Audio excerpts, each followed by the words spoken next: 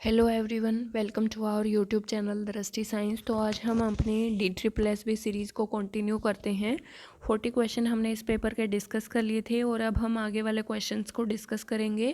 Question number 141 क्या कहता है? The volume occupied by a given mass of a gas at 298 kelvin is 25 ml at 1 atmosphere pressure. यहाँ पे बताया गया है कि कोई भी गैस है, उसने वॉल्यूम ऑक्यूपाई कर रखा है और 298 केल्विन टेम्परेचर के ऊपर उसने जो वॉल्यूम ऑक्यूपाई किया है वो 25 ml किया है और जो प्रेशर है वो कितना है? 1 एटमॉस्फेयर का प्रेशर है।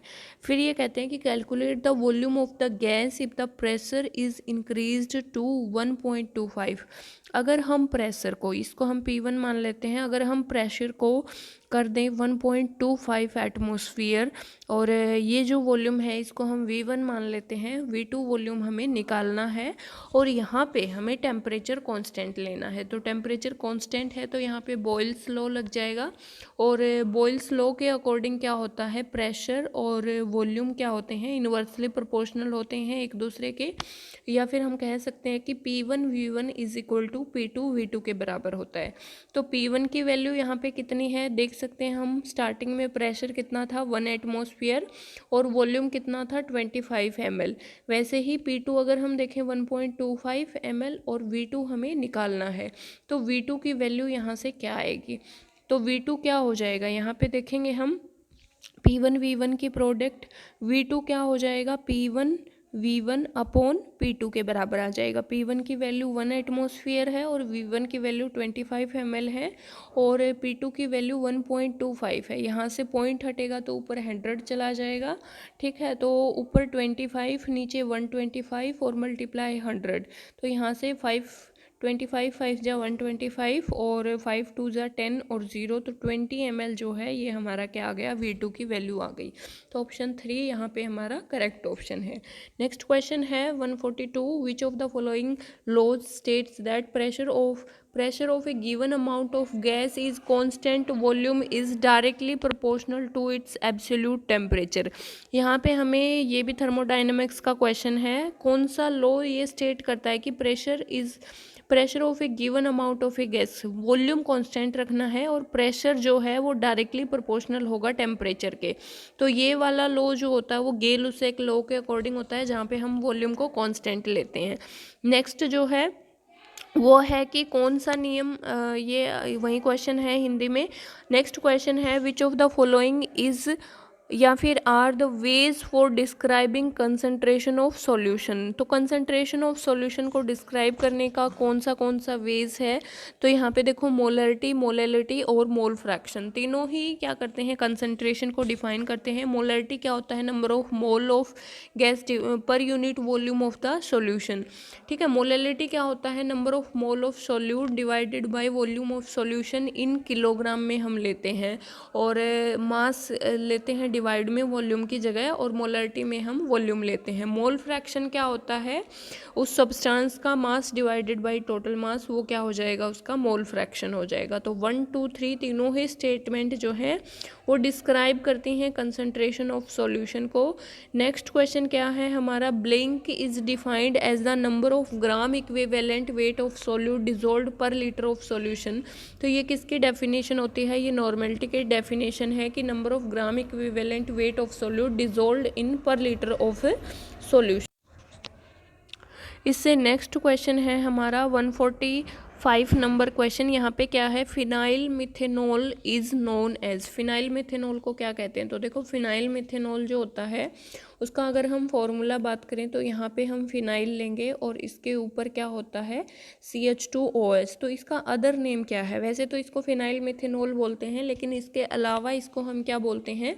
जैसे कि हमारी ये बेंजीन है और बेंजीन के ऊपर CH2 ग्रुप लगा हुआ है, तो ये एक बेंजाइल ग्रुप होता है, इसको हम बेंजाइल बोलते हैं, ठीक है। यहाँ पे सिर्फ एक हाइड्रोजन हो तो वो बेंजल हो जाएगा और कोई भी हाइड्रोजन ना हो, कार्बन तीनों ऐसे अटैच हों तो ये बेंजो हो जाता है। तो यहाँ पे ये क्या है, बेंजाइल है और आगे अल्कोहल ग्रुप लगा हुआ है, तो इसको कॉमन नेम में हम बेंजाइल अल्कोहल बोलते हैं। नेक्स्ट हमारा क्वेश्चन क्या कहता है, देखो, halo alkane can be converted to corresponding alcohol using blank as a nucleophile. हमारे पास हेलो एल्केन होते हैं, आर ग्रुप के साथ हेलोजन अटैच है, और इसको अगर हमें अल्कोहल में कन्वर्ट करना है तो हम कौन से न्यूक्लियोफाइल को यूज़ करते हैं, तो बेसिकली हम बेस का यूज़ करते हैं जो कि X को रिप्लेस करके OH ग्रुप आ जाता है। तो एक्वस सोडियम हाइड्रोक्साइड NaOH ये हम यूज़ करेंगे, लेकिन ये एक्वस फॉर्म में यूज़ करेंगे, इस चीज़ का हमें ध्यान रखना है, ठीक है। तो एक्वस NaOH और एक्वस पोटेशियम हाइड्रोक्साइड भी हम यहाँ पे यूज़ कर सकते हैं, और वाटर भी हम यूज़ कर सकते हैं, तीनों ही हम यूज़ करेंगे। तो ये जो हेलोजन ग्रुप है ये रिप्लेस हो जाएगा OH ग्रुप से। नेक्स्ट जो हमारा क्वेश्चन है वो ये है कि non metal do not displace blank from the dilute acid. तो किसको डिस्प्लेस नहीं करती, नॉन मेटल हाइड्रोजन को डिस्प्लेस नहीं करती from dilute acid. Next question क्या है, which of the following statement is true regarding the extraction process of mercury. Mercury का एक्सट्रैक्शन हमने करना है, तो हमें पता है कि मरकरी के लिए जो फेमस जो हमारा और होता है वो मरकरी सल्फेट होता है HgS, जिसको हम क्या बोलते हैं, सिनाबार भी बोलते हैं। तो सिनाबार से हम मरकरी का एक्सट्रैक्ट करते हैं, और एक्सट्रैक्ट करने के लिए हम क्या करते हैं, मरकरी सल्फेट को मर्क्यूरी ऑक्साइड में चेंज हो जाता है, और वहाँ पे मर्क्यूरी ऑक्साइड को हीट करके हम मरकरी को यहाँ से प्रोड्यूस करते हैं। तो यहाँ की जो फर्स्ट स्टेटमेंट है वो रॉन्ग है, और सेकंड स्टेटमेंट यहाँ पे करेक्ट है। तो ओनली 2 स्टेटमेंट इस क्वेश्चन की करेक्ट स्टेटमेंट है। नेक्स्ट क्वेश्चन क्या है, choose the correct option to complete the following reaction. इस रिएक्शन को कंप्लीट करने के लिए यहाँ पे देखो, कैल्शियम हाइड्रोक्साइड में अगर हम कार्बन डाइऑक्साइड को ऐड करते हैं तो यहाँ पे क्या बनता है, कैल्शियम कार्बोनेट बनता है, CaCO3 यहाँ पे बनता है प्लस वाटर। तो CaCO3 यहाँ पे क्या हो जाएगा, करेक्ट ऑप्शन हो जाएगा। नेक्स्ट क्वेश्चन है 150 क्वेश्चन क्या है, which of the following is not true. कौन सी स्टेटमेंट ट्रू नहीं है ये हमें यहाँ पे बतानी है। तो सबसे पहले देखो, decomposition reaction are opposite of combination, बिल्कुल करेक्ट स्टेटमेंट है। Precipitation reaction produce soluble salt, जो प्रेसिपिटेशन रिएक्शन होगी उसमें सोल्यूबल साल्ट नहीं होंगे, इनसोल्यूबल होंगे, तभी तो वो प्रेसिपिटेट हो जाते हैं, तो ये इनकरेक्ट है। 2 डिफरेंट एटम और group of atom exchange in double displacement, बिल्कुल करेक्ट स्टेटमेंट है। और रिडक्शन का क्या मतलब होता है, लॉस ऑफ ऑक्सीजन या फिर गेन ऑफ हाइड्रोजन, तो ये भी बिल्कुल करेक्ट स्टेटमेंट है। तो सेकंड स्टेटमेंट इसमें क्या है, इनकरेक्ट है। Which of the following is an ingredient in antacid and use as a soda acid fire extinguisher, मतलब एक एंटा एसिड की तरह भी यूज होता है और एक फायर एक्सटिंग्विशर की तरह भी यूज होता है।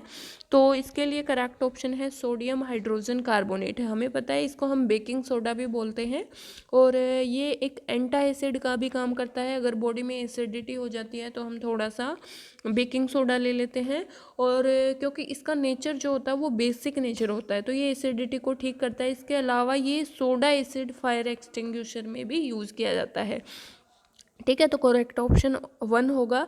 ये जो फॉर्मूला है ये किसका फॉर्मूला है, ये है सोडियम कार्बोनेट डेकाहाइड्रेट, ये वॉशिंग सोडा का फॉर्मूला होता है।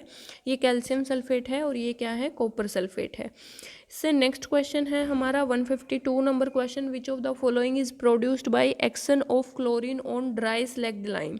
हमने क्या लिया, स्लैग्ड लाइम लिया। स्लैग्ड लाइम का फॉर्मूला क्या होता है, देखो एक क्विक लाइम होता है, क्विक लाइम का फॉर्मूला क्या होता है, क्विक लाइम का फॉर्मूला होता है कैल्शियम ऑक्साइड, और स्लैग्ड लाइम का फॉर्मूला होता है कैल्शियम हाइड्रोक्साइड, ठीक है। अगर हम इसमें ऐड कर दें कार्बन डाइऑक्साइड को, नहीं क्लोरीन को अगर हम इसमें ऐड कर देते हैं तो यहाँ पे क्या बनता है, CaOCl2 बनता है, और जो कि किसका फॉर्मूला होता है, ब्लीचिंग पाउडर का फॉर्मूला होता है। तो ये हमारा 3 ऑप्शन क्या होगा, करेक्ट होगा। नेक्स्ट क्वेश्चन क्या है, which of the following order are correct with respect to decreasing reactivity. मतलब रिएक्टिविटी की बात करें तो कौन सी ज़्यादा रिएक्टिव है, कौन सी कम रिएक्टिव है। तो कॉपर और लेड ये जो हैं ये नॉर्मल फॉर्म में भी पाई जाने वाली मेटल हैं, तो रिएक्टिविटी कैल्शियम की सबसे ज़्यादा है, फिर लेड की है, और फिर कॉपर की है। ये हमारी एक रिएक्टिविटी सीरीज़ बनी हुई है, वहाँ से हम इसको डिटरमाइन कर सकते हैं। नेक्स्ट क्वेश्चन है 154 question, what would be the pH of aqueous solution of sulfuric acid which is 5 into 10 raised to power minus 3 मोल पर लीटर इन कंसनट्रेशन। हमारे पास एक लिक्विड है, सल्फ्यूरिक एसिड है, और उसके लिए जो कंसनट्रेशन दे रखी है वो किसके बराबर दे रखी है, 5 into 10 raised to power minus 3 मोल पर लीटर। ठीक है, तो हमें इसके लिए पीएच की वैल्यू बतानी है। तो सबसे पहले तो हम ये देखेंगे कि सल्फ्यूरिक एसिड में कितने आयन होते हैं। तो अगर हम बात करें सल्फ्यूरिक एसिड की, H2SO4 इसका फार्मूला होता है 2H positive plus SO4 plus क्या होता है, SO4 2 नेगेटिव, SO4 2 नेगेटिव। तो यहाँ पे 2H पॉजिटिव हैं, एक H पॉजिटिव की कंसनट्रेशन ये है, तो 2H पॉजिटिव की कंसनट्रेशन क्या होगी, 2 multiply 5 multiply 10 raise to power minus 3।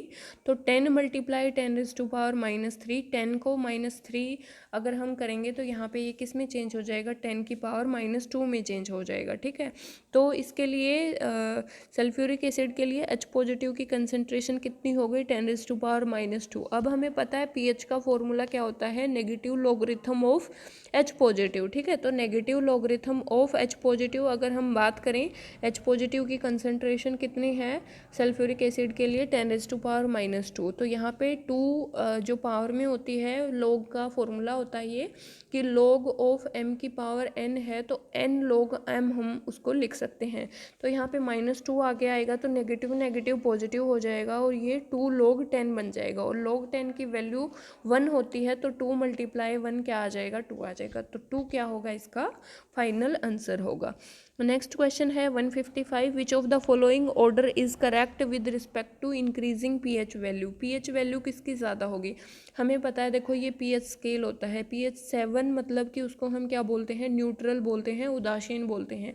PH से जितना लो आता जाएगा, मतलब 0 से 7 के बीच की रेंज जो होगी, जितना कम आता जाएगा उतना ही उसका एसिडिक नेचर होगा, और जितना 7 से ज़्यादा होगा, मतलब 14 तक होता है ये पीएच स्केल, तो 7 से 14 तक की वैल्यू क्या होती है, बेसिक नेचर की होती है।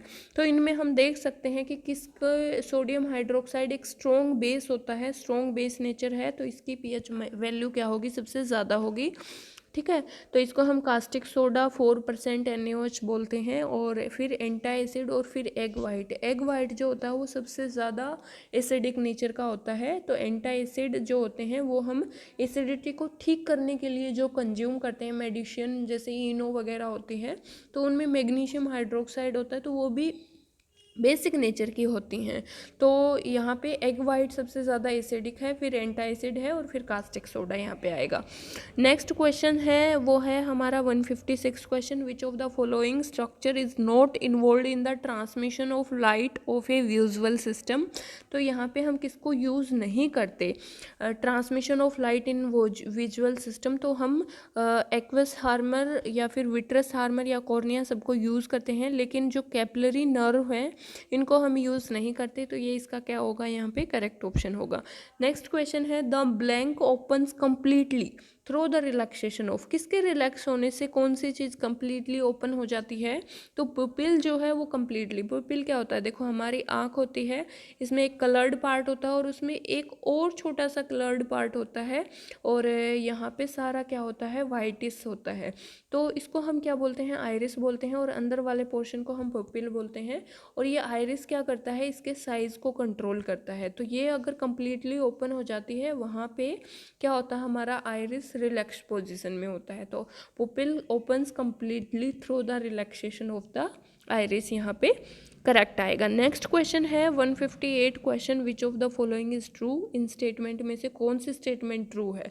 तो यहाँ पे देखो आई वाला जो चैप्टर है ये आपका आई थिंक 7th या 8th के NCERT में होगा कि कौन सा जो है डिजीज़ कैसे होता है, 10th क्लास में है सॉरी, मायोपिया और हाइपरमेट्रोपिया। देखो हमारी जो आइज़ के डिफेक्ट हैं उसमें मायोपिया और हाइपरमेट्रोपिया ये डेफिनेटली पूछे जाते हैं काफ़ी सारे एग्ज़ाम में। तो मायोपिया क्या होता है, जिसको हम नियर साइटेडनेस बोलते हैं, मतलब निकट दृष्टि दोष, जिसमें हमें दूर की चीज़ें अच्छे से क्लियरली दिखाई नहीं देती, और इसको करेक्ट करने के लिए हम कॉनकेव लेंस का यूज़ करते हैं। ठीक है, कॉनकेव लेंस का यूज़ करते हैं।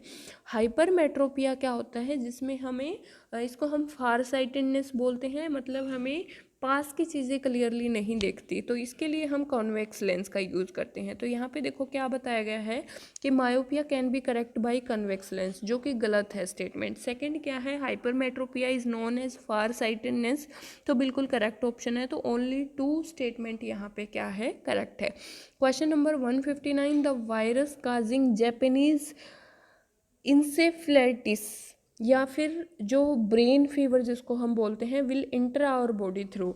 तो ये जो डिजीज़ होती है जिसको हम जापानीज़ इन्फ्लुएंटिस या फिर दिमागी बुखार, ब्रेन फीवर बोलते हैं, तो ये किसकी वजह से होता है, तो ये एक मच्छर के काटने की वजह से होता है, मॉस्किटो बाइट की वजह से होता है। और उस मच्छर की बाइट के थ्रू ये जो वायरस है ये हमारी बॉडी में एंटर कर जाता है। तो ये हमें ध्यान रखना है, ये डिजीज़ वाले चैप्टर में से है, जो बायोलॉजी का डिजीज़ वाला चैप्टर है उसमें से। नेक्स्ट क्वेश्चन है और लास्ट क्वेश्चन है हमारे आज के सेशन का 160, which of the following pathogens cause acne. हमारी बॉडी में कुछ हानिकारक बैक्टीरिया एंटर कर जाते हैं जिसको हम पाइथोजन बोलते हैं, और कौन से ये क्या करते हैं, डिजीज़ कोज करते हैं हमारी बॉडी में। तो एक्ने जो डिजीज़ है, मतलब एक तरीके से हमारे फेस के ऊपर, बॉडी के ऊपर एक्ने हो जाते हैं, तो वो किसकी वजह से होते हैं, तो इसमें जो पाइथोजन है उसका नाम है स्टेफाइलोकोकाई। स्टेफाइलोकोकाई जो है ये इसका करेक्ट ऑप्शन होगा। तो इसकी वजह से हमारे चेहरे के ऊपर एक्ने हो जाते हैं। तो ये एक क्या है, पाइथोजन बैक्टीरिया से होने वाला डिजीज़ है। ठीक है, तो ये हमने 60 क्वेश्चन डिस्कस कर लिए हैं। ये कंप्लीट पोर्शन हमारा थर्ड पोर्शन इस पेपर का कंप्लीट हो गया है। वीडियो अच्छी लगे तो लाइक ज़रूर करें, चैनल को सब्सक्राइब करें। Thank you very much.